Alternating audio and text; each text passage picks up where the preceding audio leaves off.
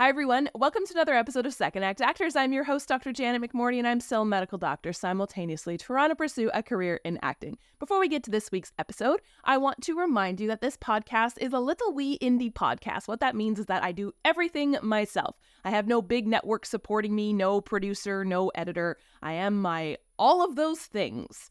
So the best way you can support this podcast if you're enjoying it and feeling like you're getting something out of it is by rating and reviewing it. What this does, besides fuel my lovely little kind of narcissist heart, because I love reading your ratings and your reviews, I love reading your reviews, is it also feeds the little algorithm monster. It allows people to see this show. The more ratings and reviews I have, the more it pops up on people's socials and all that fun stuff. Don't ask me how it works, it just does.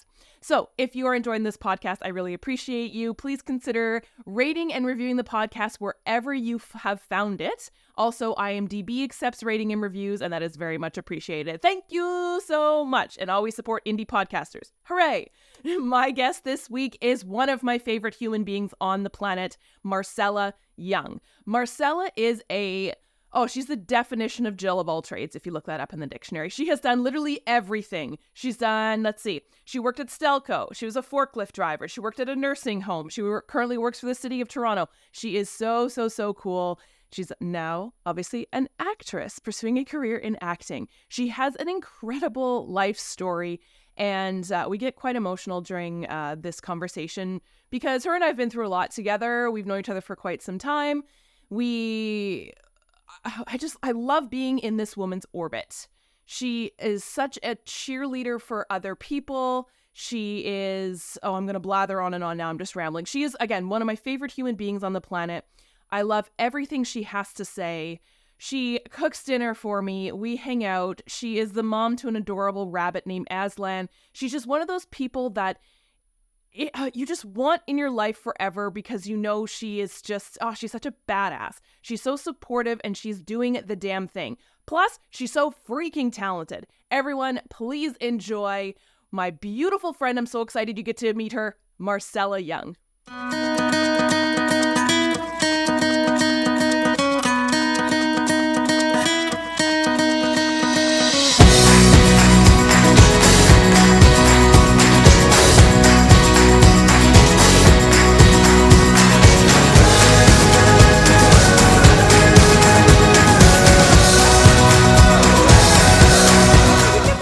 I was in, I got, an email, was it maybe a week and a bit ago from, the, what's his name? Artistic director of Theatre by the Bay. They're the, theater up in Barrie, and I've done a couple shows with them before, and he was like, hey, we're doing a little project. It's an outdoor theater thing, and I thought of you for the female role. Would you want to do it? And I'm like, oh my God, life is crazy. It's so busy. I'm just getting back. Yeah, sure. I was going to say, I think I saw a picture of that on social media. Yes, I was yeah. like, how is she doing this? Honestly, it's funny. We'll see if I get sick, right? But no, it was really fun. It was quick little project, 5 outdoor shows. Each show was an hour. It was just a lot of driving to and from Barrie, and but no, it was good. It was That's really amazing. Fun. Oh my God, just a good little project. Yay. Yeah. Mm-hmm. That's really cool. I would love to be a part of something like that at some point. I find that the theater side or those in-person things are trickier than film for me because of my work. So it's just a whole other commitment. That's a challenge. But yeah, I would love to. Yeah. It's started in theater. I love it. Well, okay. Tell me your story. How did you get into this crazy business? It's interesting because I started when I was so young that, my first film role was in, I think, grade 4 or something.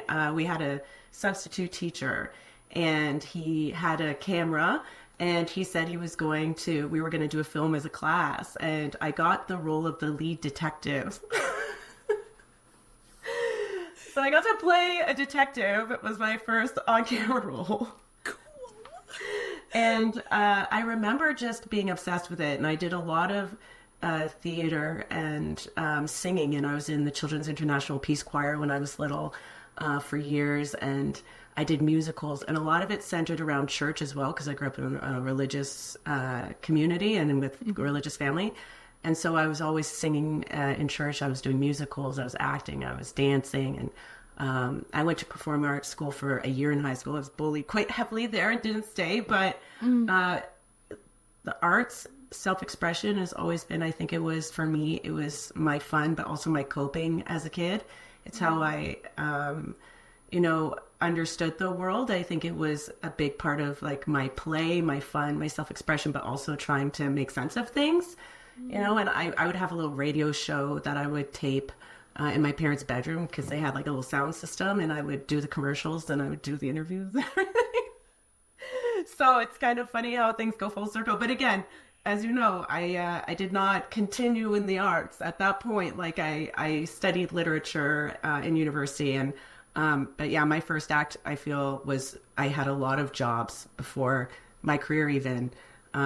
Definitely did not see film and acting as realistic, and at the time it really wasn't, right? So, even in my day job now, I've worked with people who were in the film industry and left in the 90s, because in the 80s things got really bad. So when you don't grow up with it as an option at all, and you grow up working class, which I did, you're focused more on survival and safety, and especially when you have no one around to look to that's doing it. So you're kind of focused on safety and survival. And also growing up religious, it was, you don't even need to necessarily go to university. Why not?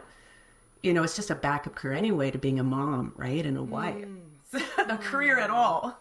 So it was a very different kind of upbringing. And most of my first jobs, like I've worked since I was a kid, right? Because I was babysitting, then I was working at wedding halls, Ukrainian wedding hall, as a little server. I tree planted up north for seasons during university, like helicoptered in. I worked at Dofasco. I drove a forklift and an overhead crane.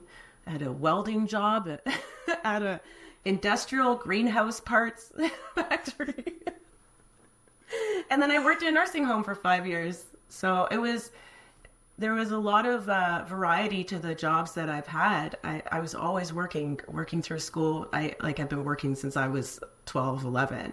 So I feel like, acting was always something that was crazy. It was something I always knew that's all I would do if I could do it.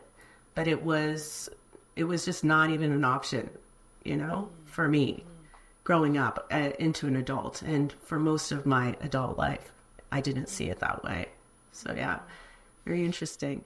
It is. And I love what you just said about safety and security being such a necessary thing. And I think, in order to be an artist, especially acting, when you have to be extremely vulnerable in front of an audience, in front of a camera, in front of anybody. The only way, at least let me know if you agree with this, the only way that I can be so authentic and true is if I feel safe and secure. And how in the blue blazes are you supposed to do that if you don't feel that your base needs are being met? Yeah. What are your thoughts? I agree with that. I think that, for me, when I got back into acting, it started because I had a massive amount of anxiety. I was at work. I had to be on. I was hosting remote sessions across different provinces and time zones, and I was training people and talking to people, and I had so much performance anxiety. I just, for some reason, I can escape into a character and feel like it's almost like I built safety in acting. It's like I'm putting on a mask, or I'm becoming. And when I'm in my work mode, or even now, there's more of an anxiety about being myself than there is when I'm in character. I find safety in that distance. But yes, at the same time, feeling exposed, right? So I ended up going to Second City, and I did their improv for anxiety class. And and it was to help me with my performance anxiety at work. And I was also going through a relationship ended at the time, and I was really struggling. I was in a tough spot, and it was the safest place to play. I had people in my class. One was a lawyer, people who were, also trying to just show up at work and show up in their lives and not be anxious and feel like they can make a mistake. And that was the biggest thing that I learned through that was, it's okay to make mistakes. It's okay to be real. And to not feel like so under the microscope, and that most people are really thinking about themselves usually anyway. And they're distracted, and they're not looking at you in the way that you think, And so I ended up every week looking forward to that class. Like, it was better than therapy, and I was in therapy at the time, and therapy is great and important. But it brought me back to play, and it brought me back to my passion. All of a sudden, I was in this space of Second City, which was a safe space to play. The people were wonderful, and every week I just couldn't wait to be back there. And that's how I realized, you know what, I can act. I can just do it. I had this big barrier in my mind, like it was a win-lose game and the odds were stacked against me, not realizing that just doing the thing I love for the sake of doing it is just a reason to do it. I don't have to be, having some end game that I have to achieve to be an actor, to be legitimate. It's not about that. It's about just doing the thing you love. And I think that that's one of the biggest barriers for a lot of people in the arts is that I want to be a painter. I want to be an actor. Just paint, just act, just sing. You're a singer. Just do the thing you love. And that is the reward. And the industry is so insane anyway, that if you're not doing it for those reasons, like it's not a good, it's like playing the lottery. It's not a good game to play if you're not actually enjoying the game, So I think that, finding that place of safety, finding that play again, and then not having stakes be so high, because everyone wants to make it. Everyone's out there hustling, but what are we doing this for? And, especially in Canada, Canadian actors, the work is very hard to get. And as someone who's new and not even union yet, it's very hard to break into it. So I'm having a lot of fun. I'm having a lot of fun acting. I have a lot of fun in indie projects. I have a lot of fun rehearsing, in front of my rabbit. I am having a great time, and I've had so many opportunities to act. And then what happens is, you meet people, you're on projects, and you apply that same, passion, drive, and also the joy that comes from just doing the thing. And you end up going places, So I never thought, I'm going to be an actor. I wanted to, but when I just started doing it, I ended up being an actor. I am an actor, and then opportunities find you when you're doing something you love. That's the other thing. You just naturally are practicing. You're outpacing people who don't love it because you're doing it out of love. We are not trying. You're just having fun over here. Do you know what I mean? That is so powerful. And what I was thinking about when you were saying that, besides trying not to get emotional because it's so beautiful, is like everything that you have done was, and again, correct me if I'm completely wrong here, in building up to coming to this space where you can have fun, take pressure off yourself, be more vulnerable, and make mistakes. That sounds like it had to have come from now being able to feel safe and secure. Tell me about what that evolution was. Like, I know Second City was a big part of that. Yeah. But was there anything else that you noticed really helped along the way? Absolutely. Because, again, when I first started acting, I remember like on camera and auditioning, my first role was in a university film. And I was so anxious. I was shaking. Yeah. I wanted to throw up. I was just, everyone's watching you. You have to move your hands like you're, I was just like, I feel like every movement you're thinking about it. And, I was deeply uncomfortable.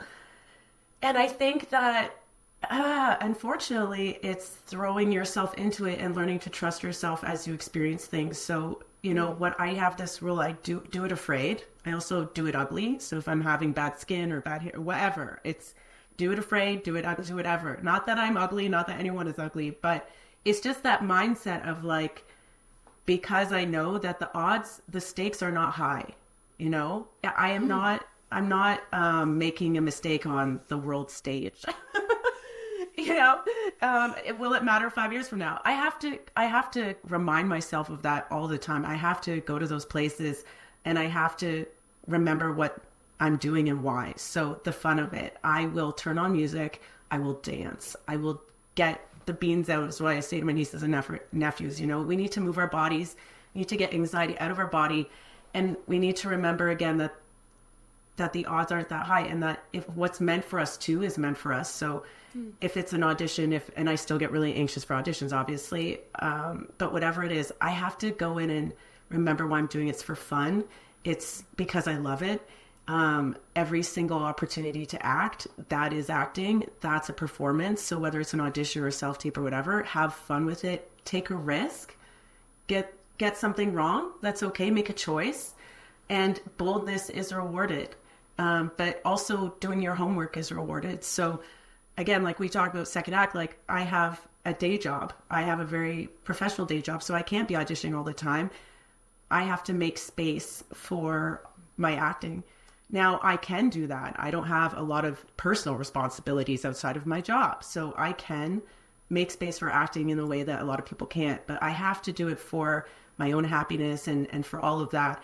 And I think, because I've made space for it and I've committed to that, my work ethic is transferable as well. So, we think, oh my gosh, like I've had this career, I've gone this way, I can't apply this to my creative pursuit or what I want to do. Like I want to paint, or I want to sing, whatever.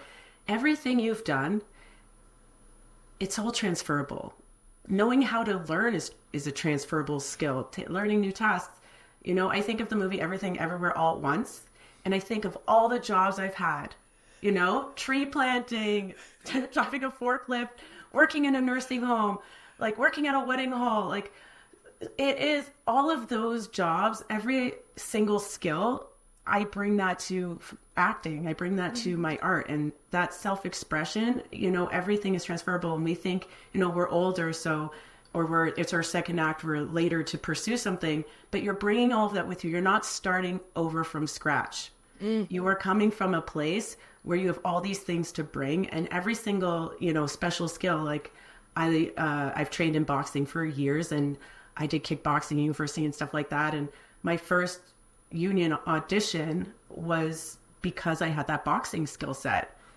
And that made all the difference. And I worked really hard for that audition, and I was on hold, and that was my first ACTRA check, and I cashed it digitally so I can save it. But it was because I leveraged a skill that I had, used, and there's so many of them, right? So I worked in a kitchen, look at the bear, the skills that they learned in the, like, there's just nothing goes to waste. And so that's the other thing, is that, self-expression in the arts, it's life. We're bringing magic to life, or we're enhancing life, and we're playing with it. So you have more to play with the more life you have and life experience, right? But we don't, I think we take things too seriously, and then we don't take ourselves seriously enough too. Like, we take acting so seriously and everything so seriously, but we don't take ourselves seriously as artists.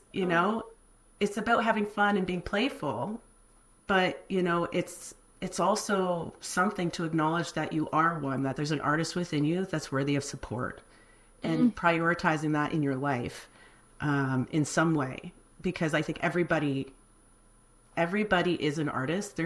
Everybody needs self-expression. Like, I always mention this when it comes to acting, because, self-expression is the opposite of depression. That's what I've heard recently.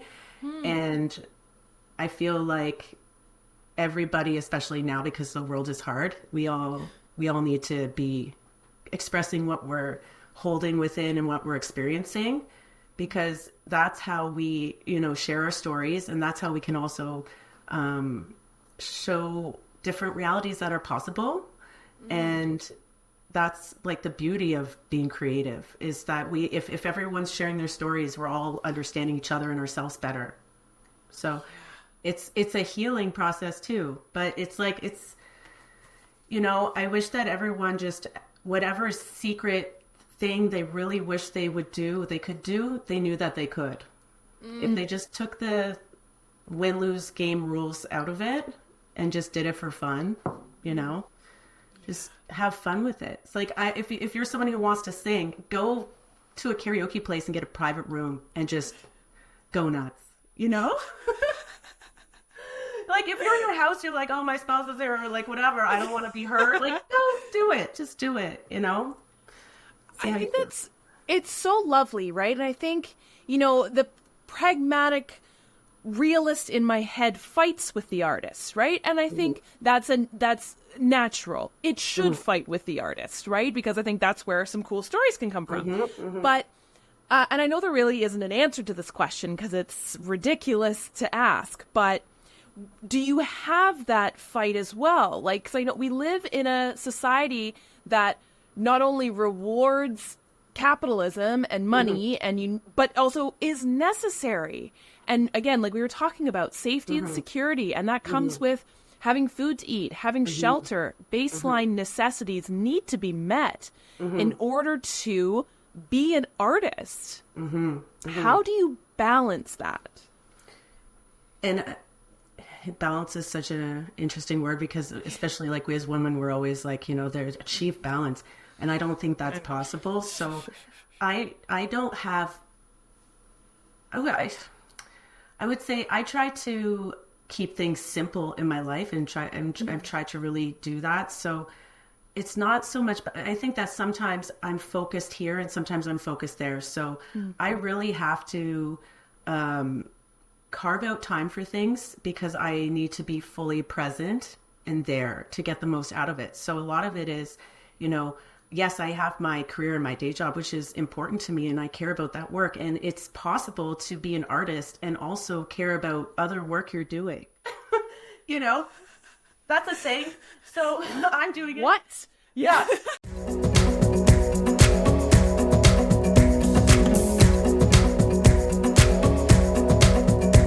Something about growing in self-expression, feel comfortable and safe to be an artist and to play, and also to bring authenticity to things, because you're not, robotically, like anxiously performing.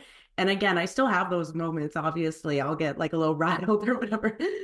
But there's something about and I still get, I always have butterflies before I'm hosting, but there's something about being okay with yourself and with making a mistake and with being vulnerable, and with also just expressing authentically in the moment, being spontaneous and allowing that to happen. Because I think that, we want to control things. We want to make sure everything is, if you have a perfectionist side or anything, you can't have that. You have to be willing to play and be a goof, make mistakes, look silly, look whatever, look scary, look bad. I was in an independent film last year, and my character was just a horrible, she's not a horrible person, but kind of like doing horrible things. And she's got a lot of issues. And I had to look scary and mean and all of these things. And it was so much fun. I wasn't trying to look, camera perfect. I was literally very present in my body and in the character. And, it translated. And, it's interesting to see myself looking like that. But it was so much fun. And that character exists. And it's something that's, totally authentically created, but at the same time, a character. And I was going to say again, the artist, when it comes to fighting with the artist, that idea of balance and, all of that, the potential, the unmet potential, when I see, for example, like a role that I wish I was in that role, or I wish that I could, I think that that's like a real sign for somebody to pursue something. If you like can't sleep, you're thinking about this thing, like you wish you could do it. I think that that is a sign that you should do the thing. Because, we get into these scarcity mindsets and it's like, oh, you saw that there was this opportunity and it wasn't for you, but there's more opportunities. And that thing that's for you is going to be so for you. It's going to be so for you. That is your opportunity. And then when you bring that character to life, that's you bringing that character to life. And so knowing that information, that feeling of like, oh, I want to be in a film like that. I want to do something like that. That's a sign to act on that. Um, you know, make space for that thing. Don't go to bed angry at shoulda, coulda, woulda. And I think about, I worked in a nursing home for many years. So I had a lot of, existential moments there. I got a lot of life advice, and wasting your life wishing you did something is not the way to live. Huh. So what do you want to do? And then go out and do that thing, and some people it's, traveling or, doing, a marathon or something. That's not what I think, but that's also a really awesome thing that, you just start with the first step, the first get out the door and try and make it down the street, and you just keep going. And I think that the more that you take steps and you do things, the more that you audition, the more that you go to class, the more you get comfortable. But you have to like get out of your comfort zone. And that I think is the biggest barrier for a lot of people. Like if you want to act and you haven't been in a class, and, getting and doing that thing, like you said, is quite vulnerable. But that's why when I was at Second City, we were walking in circles and we were pretending we were gnomes. We were upset gnomes and now we're happy gnomes. Now we're weeping on the floor like, oh, we were silly. And getting to that silly place together and playing was therapeutic, and it allowed me to feel free to act and take risks later on. And, like you said, feeling safe is still important. So the community you're around as an actor is really so essential, right? So that's the other thing. I think that, when you're looking for classes or you're looking for somewhere to train, who you train with and the kind of people you're around really matters too. And that, I think we know a lot of similar people. They don't have that competitive edge to them. Like they have that competitive edge in terms of their talent and their work ethic. They don't have that, scarcity mindset. I find, we all know that it's rigged against us, I guess, like that it's a hard thing to do. And we all know that we're trying, and that's it. That's all you can do. And I think that having a community around you means that, that's like one of the big parts of enjoying the experience of being an artist is co-creation. That's why I love being on set. Like there's nothing like being on set. Everyone is passionately there. Like they're fully present and excited and hyper focused. Like because I'm a neurodiverse actor, everybody is very hyper focused on set, and I'm hyper focused and I'm in my happy flow state. And so it is, the best day of my life every day on set. I think someone said that in the room, like, why are you here? And it's because even the worst day on set is the best day of your life, right? Ugh. Right? Yeah. So fun. It is. And I want to touch on, a lot of people have similar-ish veins that travel through, right? They were younger. They had a really fun experience playing. They were in theater. They did a film like you did when they were young. And then life happens, and whatever happens, somebody tells you, the world tells you, you need to be more rational and reasonable.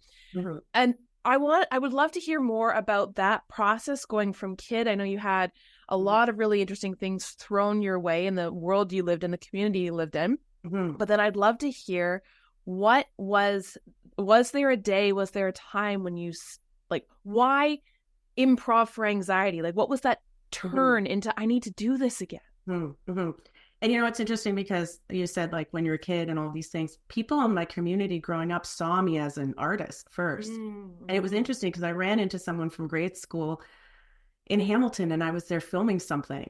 And he was like, he said my name like Marcella Young. And I was like, I don't like how that person's saying my name. I can't believe it. I was like, who was that and why? And it was actually somebody, I didn't recognize him, but we were in grade school together. And he asked me why I was in town, and I said I was filming something. And he said, "Isn't that full circle? You were always the most creative one in the class." And Oh. was gushing about that. And I was, you think of yourself as a kid. All I remember is I felt weird. I felt like I was a weirdo, and to have this other, like this adult man say, you were such a creative kid, and it's so amazing you're here. That's so full circle, and it's a full circle, right? And there are people that, because I used to sing, I would be told like, oh, this young lady sang at church and she dedicated the song to you because you used to sing this song every Easter, and she liked it when she grew up, and now she's singing the song. And I hear it, and so I've always like felt like that's what I'm supposed to be doing. And I knew it every single day. Every single day, I'm like, I wish I pursued acting, but it was just, I couldn't get over the fact that it was just a foreign film, and to get there it just seemed like such a hurdle and so hard. And I don't have and I think a lot of people don't, that people want to look at me, people want to see me, people like, this is going to work out for me because I should be on camera. Like, I don't have that mentality, so I wasn't thinking that way about myself. And then I realized, and they said this at LB Acting Studio too when I was there, Louis Bomander, your face is only you have your face, and only you have your voice, and what you have, your asset is you. I am me, and that's what I bring. I am a unique person with a unique face and a unique voice, and there are characters out there that only I can bring to life in this way. And that really helped me. But again, the full circle thing, I think that I was going through such a hard time between being stressed out in my workplace, and then my relationship that I was in a bad place. And something had to give. Like, I just felt like all my dreams were dead. Like, my relationship was, again, dying, and my career was very stressful. And as much as I believed in the work at the time, I was in a place where I wasn't getting joy out of that in the same way. And I was really in like a bad place. And it kind of like, I'm not going to say saved me. Like, I think I also did a lot of therapy and yoga, still do. But it was, I always knew there was that calling back to it, and that I was resisting. And so when I found an avenue and again, I was going to Improv for Anxiety to help me with work, but it just got me in the building and around other artists. And then I saw that there were classes, and I saw that I could be a part of something there, and I was acceptable. I could go to that class. I could. It was open to me. And there I am at Second City. And then I had great teachers. And I had a teacher say to me, "Keep going. You've got it, girl." I just needed someone to say that. I didn't have anyone saying, "Oh, you know what?" Because I worried, like, is there this X factor you need? Is it in me? Do I even have it? What am I doing? Am I crazy?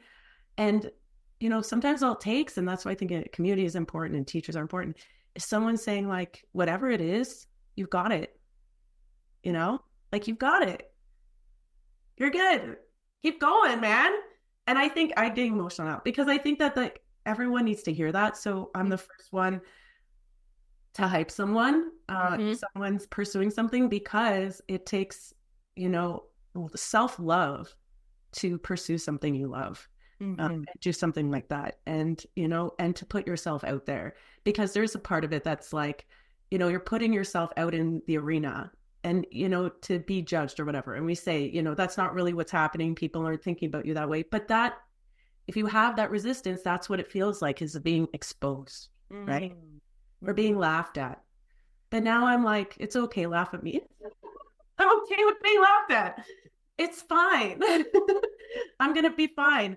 And I'm having fun. So as long as I am, having fun and doing what I do, I don't, and not having an ego about it, I don't have to be, I guess, I don't know, talk about my art in like high art ways. Um, taking that myself seriously as an artist, but still not taking myself too seriously, because this is about fun and play. That being said, sometimes I'm quite serious on set because I'm a serious play. Serious about the play. And, there's a lot to think about. And I think that, again, there's a lot of people attracted to film because it keys us up. It is like our flow state. It's what we're passionate about. So all of the stuff on set, all of the things you have to think about at once, for many of us, and that's why we pursue it, there's this flow state you enter where you're just in it. And it is like nothing else, better than any kind of drug. Not that I've tried all the drugs, but, and we talk about sober lifestyle, and you talk about sober lifestyle. I think being an artist is a great answer to, a lot of the things that we're trying to medicate ourselves for, like isolation, depression, boredom, lack of meaning, all of these things. If you're out there playing, if you're playing and you're creating, I think that is survival now. I think we need to thrive too. So we need to make space for play, self-expression, the arts, whatever. And, even, in my day job, which is more of like a serious thing, I try to bring levity. I try to, make people feel comfortable when, they're on in my meetings and I'm hosting them and they're speaking. And, again, asking questions, staying curious. That's what an actor is. And that's what an artist is observing, listening, appreciating, seeing the beauty in something or the comedy in something. Right. And, and listening, right. Acting is listening. So all of those skills are transferable back and forth, and honestly, I do think that, the idea that if you're going to make it as an actor, you have to go all in. And what does that look like? Is a very it's a very privileged position to be in. And it's not applicable in our capitalist hellscape that we exist in right now. And for any millennials and under who are listening or watching this, you don't need to starve for your art. We're all starving and working anyway. It's about making space. I used to think I could try acting, but I probably won't make it. So I'm going to be a starving artist. I'm going to wait tables or whatever. You can't wait tables and anymore and make a living very easily. We're at a point where you have to have a real career and have lots of education, and you're still gonna go hungry.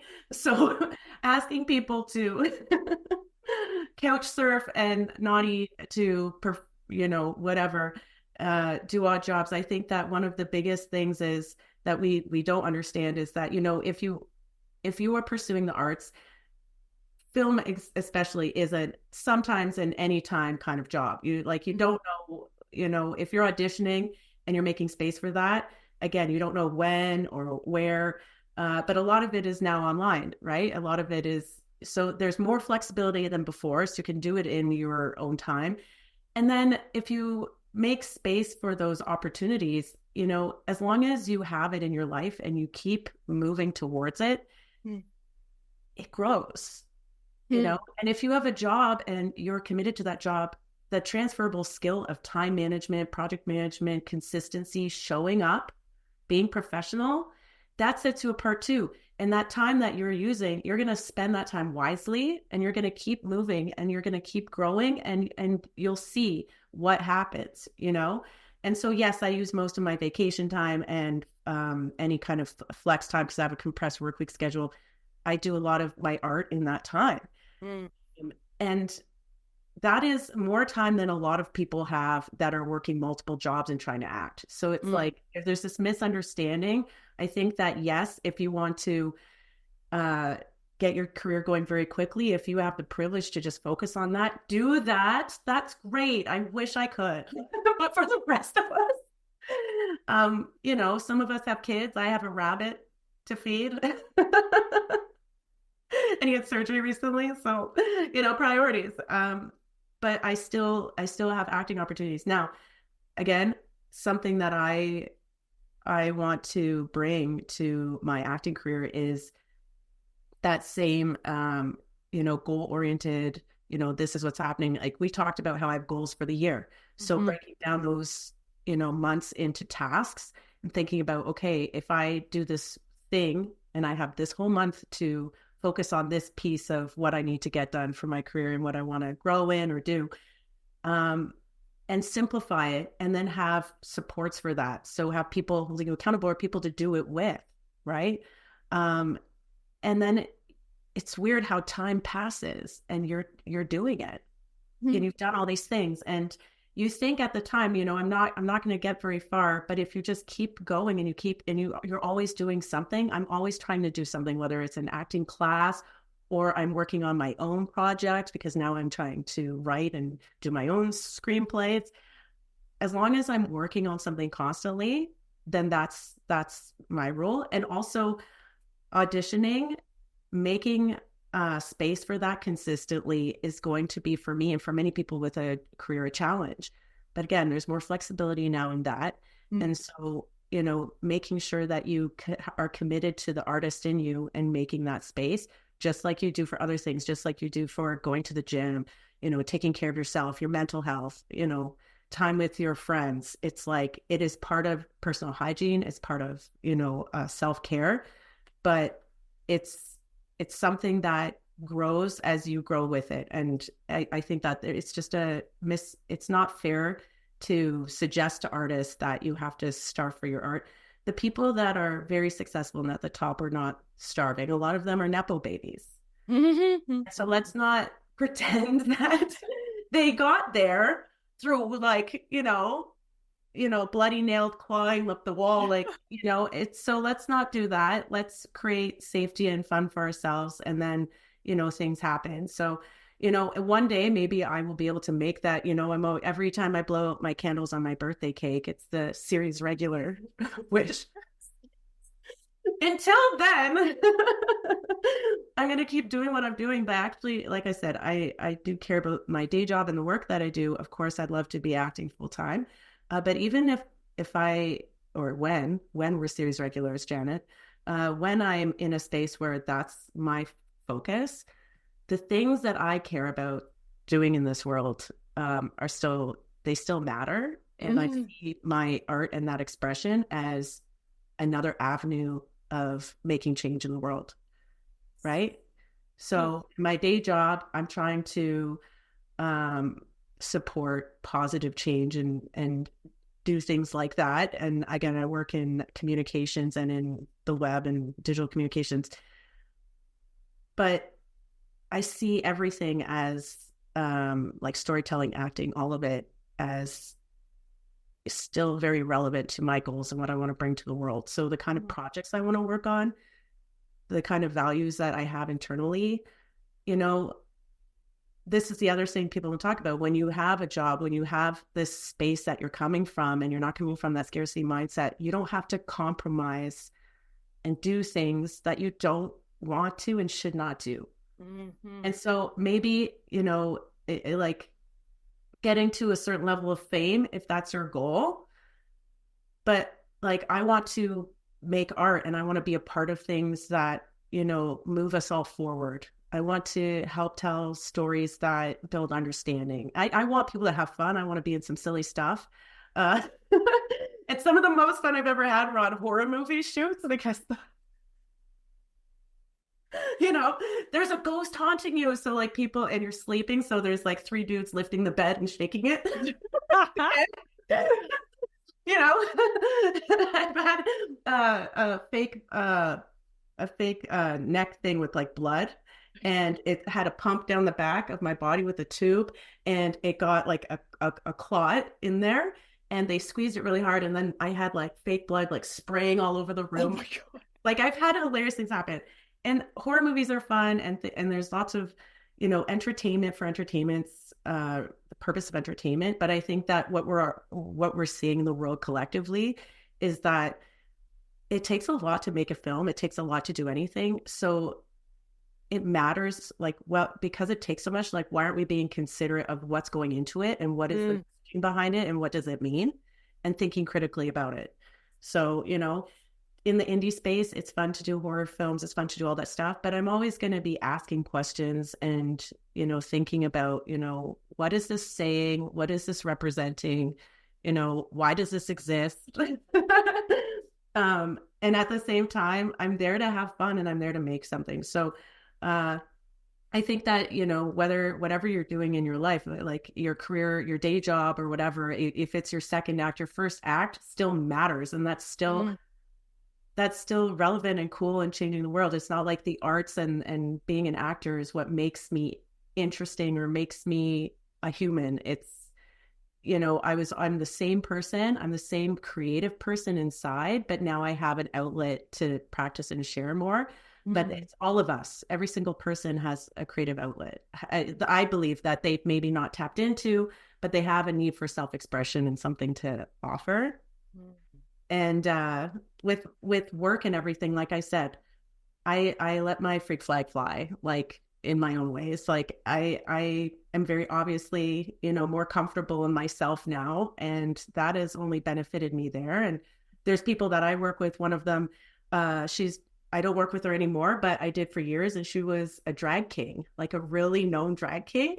And I worked with her and she was doing like user experience design work, and this talented, designer has this whole other life and fan base,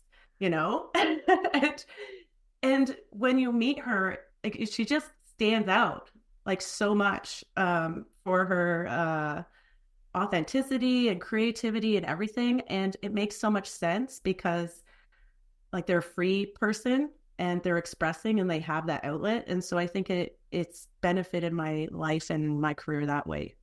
Like it's given me more personal freedom, right?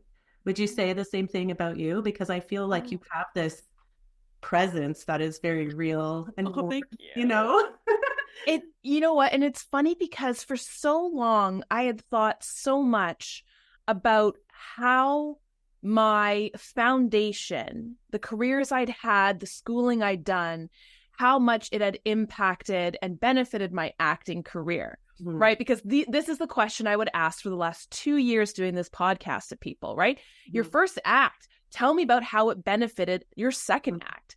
And I hadn't really clocked how much my acting benefits the medical side of things. And, exactly what you were saying, right? You don't really notice it until, to be honest, other people had mentioned it to me, patients, my colleagues, and they're noticing you are happier, less stressed, more open, and a little bit more like, I've always been quirky at work, but there's more fun and lightness.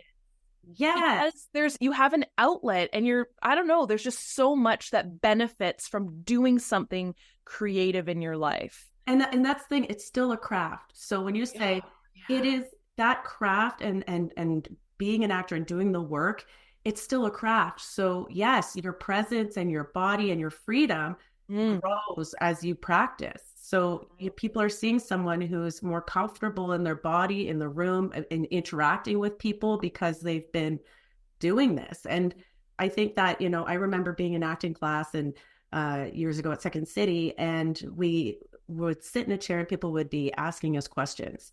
And we were sitting there listening to someone, and it would be a simple question like, who do you miss right now? And that person you would watch them get emotional because they're being witnessed and they're being asked a question. It's like, the person you think about, like, is often like, it could be anyone. It could be your grandfather that passed away. It could be a friend that passed away. It could be someone you broke up with. It could be, but we had a space where we were learning together and opening up to certain emotions and feelings.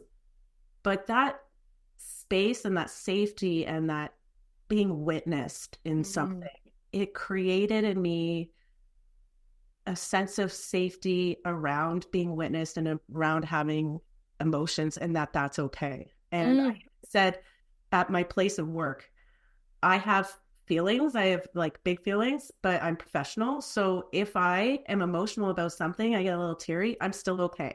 I just like, Yes. I might be laughing and crying. I might be like, you know, and I'm okay. And it's okay, you know, and life is, you know, since COVID gotten so hard for everyone and it's not getting easier. So let's be safer for each other. Let's give each other space. And, you know, I think that it really creates like that, you know, improv or acting vibe. When you bring that to your office, when you bring that to a space, that safety, that freedom to be you, it makes other people feel safer. And like, that's what you want when you're in a space where you work, right? You want people to feel warmth and safety and all that. And so, yeah, I think that it's amazing for that. And there are people in my improv for anxiety class, like that lawyer and stuff, that they're literally there because they need to bring that within themselves to a situation that's very tense. And, you know, and then if you can bring that to others and it extends out beyond you, and now you've, you know, you're a whole vibe. You're creating a presence for everyone. Totally. You know? Totally. And that's why we have so much fun hanging out with other actors and other artists. Yeah. Mm-hmm. Yeah. These are people who play and people who have, you know, process. Well, and I think also that, and you've touched on this a lot already, is the fact, well, community obviously being so important, but the only way that we make empathy in this world is by storytelling, by telling our stories, giving other people permission to tell theirs, and listening to them actively, and then acting if action needs to happen, right? And what passes on through generation to generation are stories and empathetic responses to it. Yes. These are the storytellers. Yeah. Right? We need these people, and we need people to, you know, it's necessary, right? And for so long, it's been the arts are whimsy, the arts are for the privileged.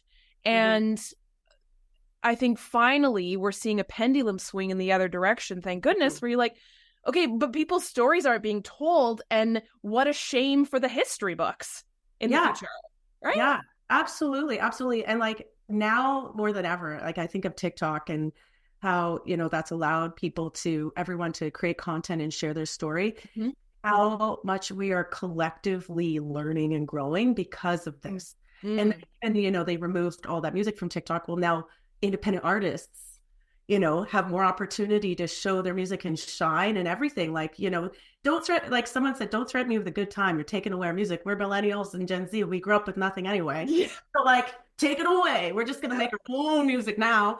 And I think that's the thing too. It's that, you know, we can act, we can do this. And it's not just for like the privilege, but it's necessary for us. And also that feeling of, you know, why should I act, or why should I think that I have a story? So I studied literature in my undergrad, and I studied Shakespeare and storytelling, and I learned from that and from asking like who's telling the story and why, and you know, the context and everything. I learned so much about how voices are often privileged and how stories create histories and create realities. And I think that we need to, you know, really disrupt that idea that of being protective around, you know, who shares a story, what's good enough, or who, you know, everyone has a story. You know, for a long time, I was like, oh, I grew up in this religious environment and I am neurodiverse. And, you know, I don't really have stories to tell. I have a very to me, it's like a very weird, rural, you know, working class experience. But oh my goodness, you know, as I, you know, share with families and friends and we share our stories, we all have stories. And my story is a story that a lot of people have, but it's still mine. And so it's mine to share. And, you know, I don't have to have, you know, some horrible experience or some great experience. And there are both of those within my life, but it's just my experience, and that's authentic. And then people will relate or not. They might be revealed something. But even like looking at my own life, I see, oh, wow, there's so much in there. Like it is like, especially growing up within the church, a religious experience, growing up not knowing I was neurodiverse and why I was weird or whatever. I thought it was weird, a little weird. You know, it's something, and there's so much to it that I have that, that now it's part of my story and part of why I love myself, and something that I can bring to the table. So when I come to a character, I can look to my own experiences and my own story, and it inspires things. And, and I love listening to other people's stories and observing other people. So there's always pieces of, people I love and know, or maybe I don't like that much, and I've learned something from them too. And I bring that somewhere. There's been times where I'm like, that person was really unpleasant. I'm definitely using them as inspiration at some point for characters. So, not in a mean way, but in a there's something, and again, curiosity about their story. Why are people the way they are? That's something that I think acting for me was a coping thing with social skills growing up. And I think it's still very helpful to go through that kind of process of, what is the story here and what's causing this experience. And when you have some kind of encounter at like a Tim Hortons and someone's rude to you or something, just contextualizing it like in your mind, like, I wonder what happened to them this morning. I wonder if they had bad news. I wonder if they're dealing with some unseen illness. We don't know, not to excuse everyone, but it's just, doing that character work around anybody really helps you build empathy, or at least use it for your art experience.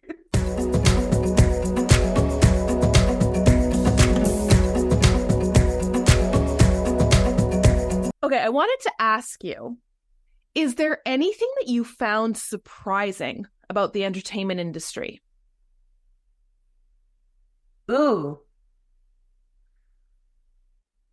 Yes. Well, I think I felt very clueless going in. I went that your first time auditioning for union projects, and you're going to these places, you feel just like this sense of like, it's a cattle call, it's overwhelming.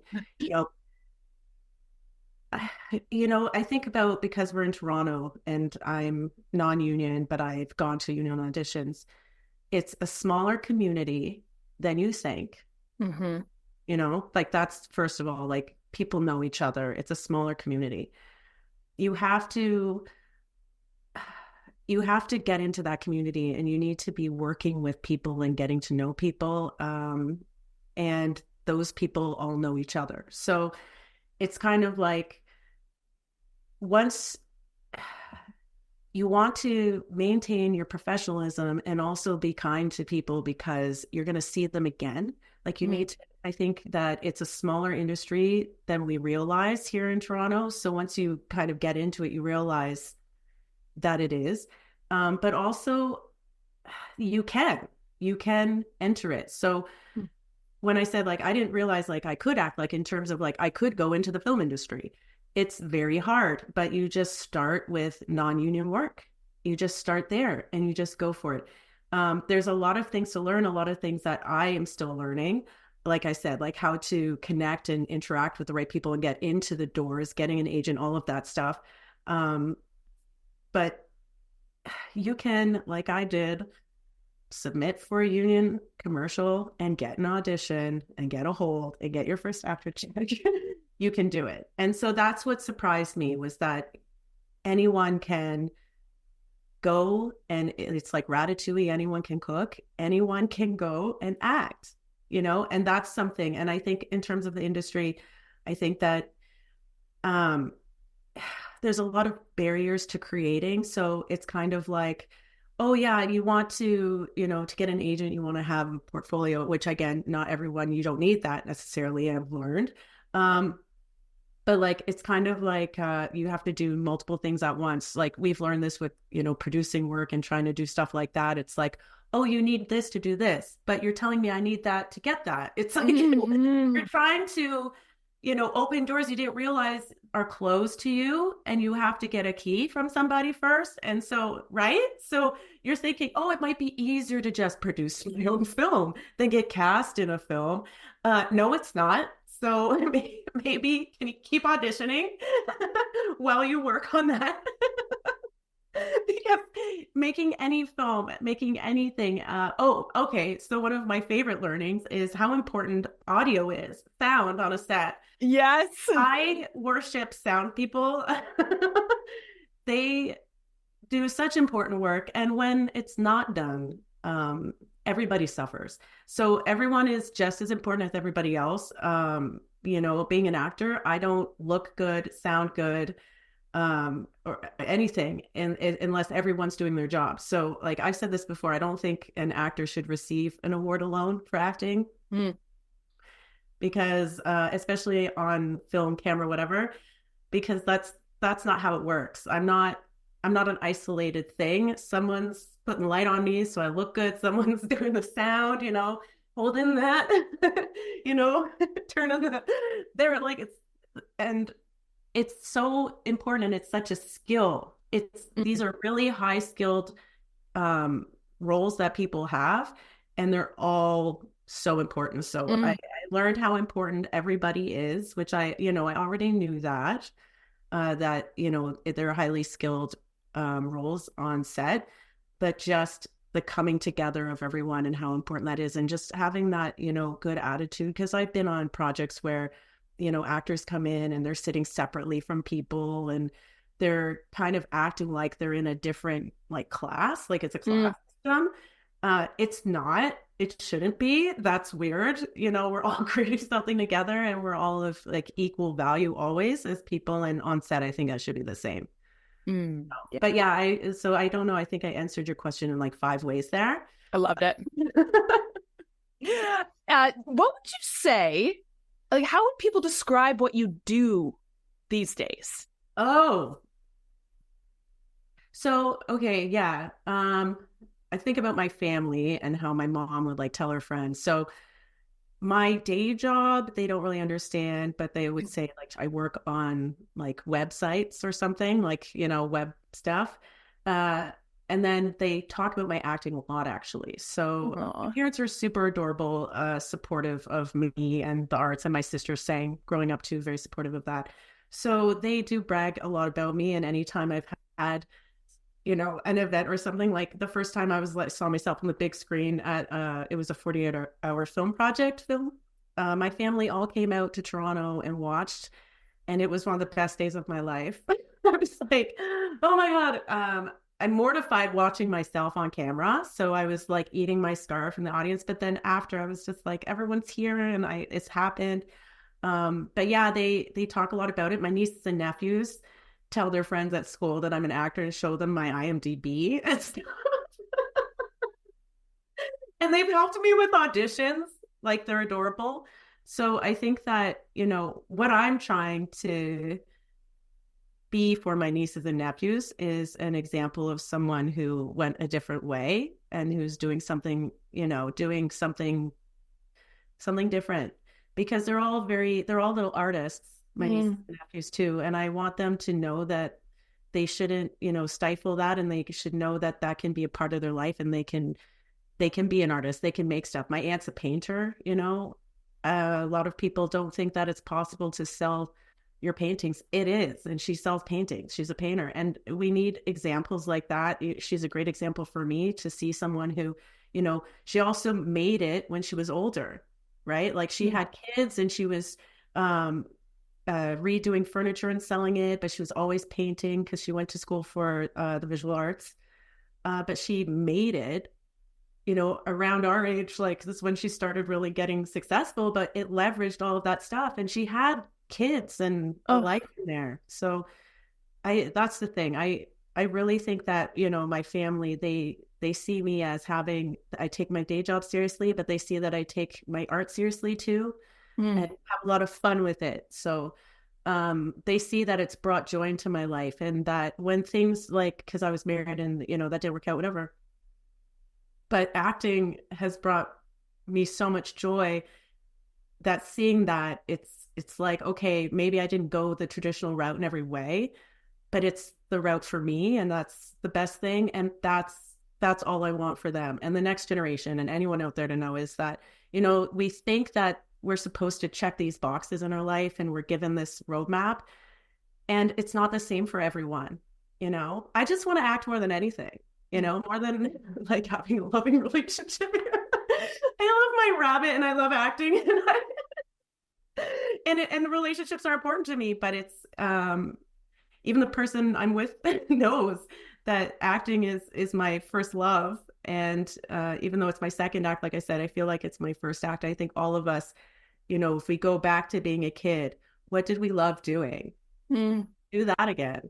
Because your little child self knows what you like to do. Did you like drawing, singing, acting? Like, when I was a little girl at Christmas, I made my little nieces and nephews, or my cousins at the time, actually, were younger than me. I would make like a Christmas nativity scene out of them. I was like putting big sponges on my cousin's back to be angel wings. Like I was producing. That's a theater, that's a production. So, thinking about, and I bet you loved helping people. And I bet you were fun to play with on the playground. We would have been friends. Intense play. Yes. Right? Do you have any memorable on-set stories or times like what you just mentioned? Yeah, you know what? Again, some of them are those horror movie ones because they were quite funny. Like the one with the shaking of the bed. There's a ghost and you're being haunted and you're sleeping and then you get startled awake because the bed's shaking. But it's 3 guys at the end of the bed, crew members just lifting the mattress,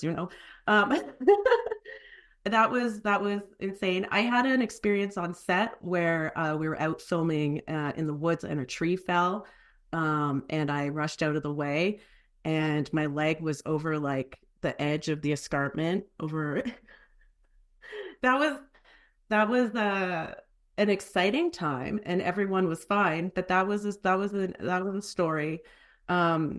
I think that, I was involved in, again, another horror movie that filmed over the course of a weekend, and I got to help make fake intestines and like get in there with all of that stuff. And I'm a fainter around blood, and it was so fun. It took the horror out of horror movies for me. I could sit down and have fun. But yeah, there's so many times on set that I've absolutely, it's the best day of my life. Like even the film last year where I played a very angry person, I got to have a temper tantrum in public. I got to go out into the street with a baseball bat and smash things.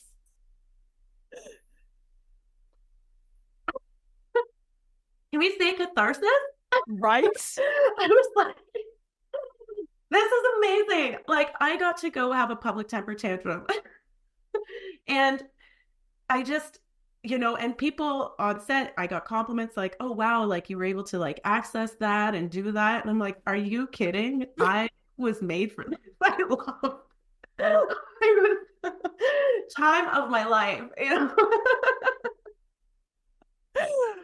I ask this question at the end, and it's a little mean because it's a big question. Do you have any final words of wisdom or advice, especially for people who are craving finding that inner child, like you mentioned, or that creativity a bit later in life?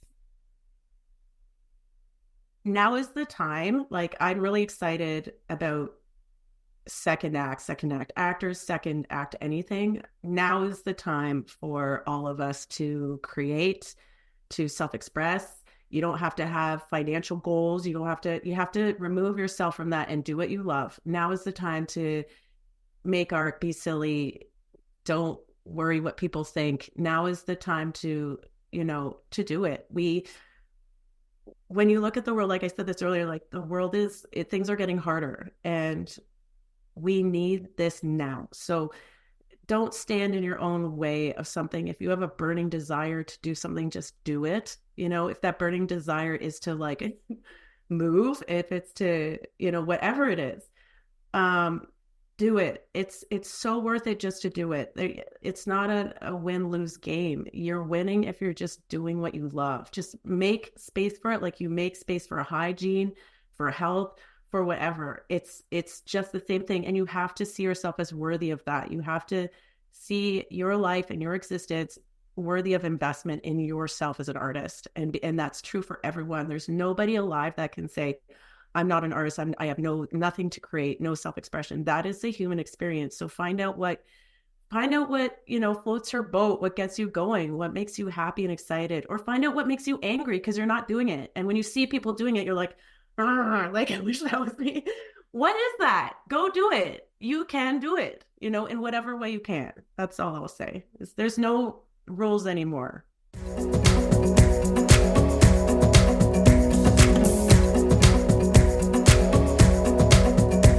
Thank you, everyone, for tuning in. And thank you, Marcella, for being my guest this week. Thank you so much for being my friend, being a champion of actors everywhere, and just being such a badass human being. I'm so privileged to have been able to talk to you, and thank you for allowing me to share your story on this podcast. I so appreciate you. I hope you will all tune in next week for another episode of Second Act Actors. Bye!